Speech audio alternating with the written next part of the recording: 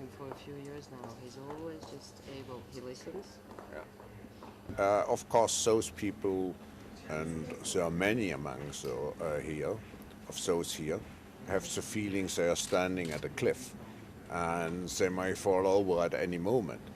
But nevertheless, if you really want to move on, you have to establish signposts for the future, because this is a crisis of confidence, it's also a crisis of trust, and to re-establish trust, you have to know what's happening afterwards. You have to have some predictability. Now, whether it's correct to integrate the banking community and those who, among others, were originating the crisis, I think it's very important, because those people are not only part of the problems, they are part of the solution. We need a well-functioning financial community. We should not forget, otherwise we don't have a well-functioning economy.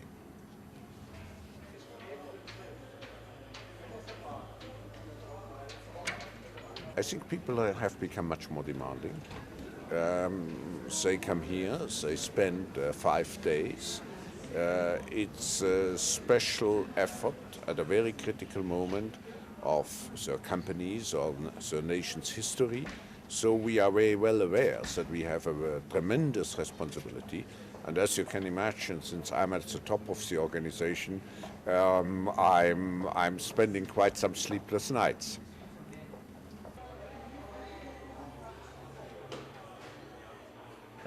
Presence here.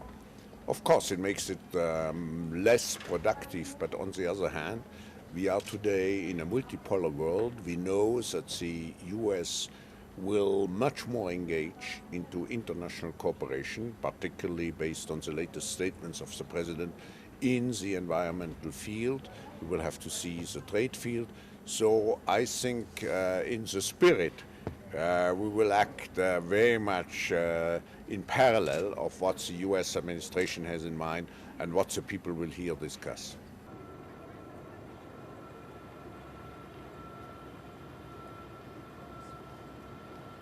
I'm going to win the Super Bowl because I won't be watching it. Fair enough. I have to work. My fear is that this crisis will be used as an excuse to go backwards and say maybe a more parochial or nationalistic approach is better. While that might make it easier to solve some of the problems, to reduce them to local issues, these are not local issues. The markets are too intertwined. So please, let's not use this as an excuse to go back to the world before we really thought about globalization as an important trend.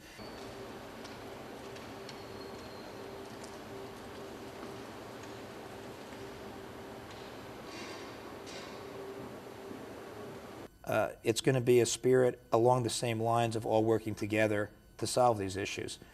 Let's sit down, let's be pragmatic. There is no playbook for this.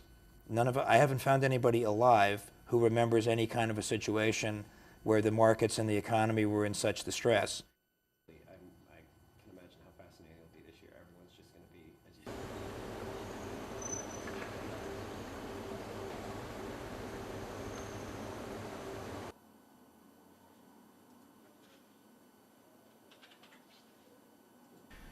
We're now, of course, trying to rebuild the right frameworks so that the right people are in the room in the future, there is the right kind of exchange of information. If you want to be an optimist, you'd say the scale of this crisis shows that we are all interconnected, and therefore we need to deal with these things in a more collaborative basis in the future. And if you believe in the old adage that a problem shared is a problem at least on the way to resolution, I think that's the single most important and useful thing that can come out of Davos.